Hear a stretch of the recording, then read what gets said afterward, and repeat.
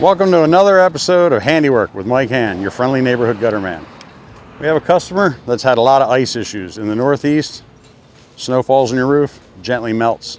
As it enters your gutter, it fills up with ice and then gently creeps up your roof, and that's called ice damming.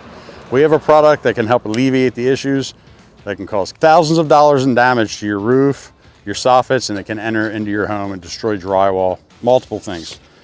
This is called a heater cable. This gets embedded in the bottom of your gutter through a heater restriction plate. This allows it to radiate the bottom of the gutter, melt your ice, and keep things free flowing throughout the winters. When this is installed by my crew or myself, we'll do the installation through your gutters on top of gutter cap or just underneath a different type of gutter guards, micro meshes, flat filters, leaf reliefs, and then we'll have it tied into your house. From that point, you'll have to get a certified electrician to wire it to a junction box, which he already has in place here. They'll tie it into your panel so it's regulated and controlled through a breaker.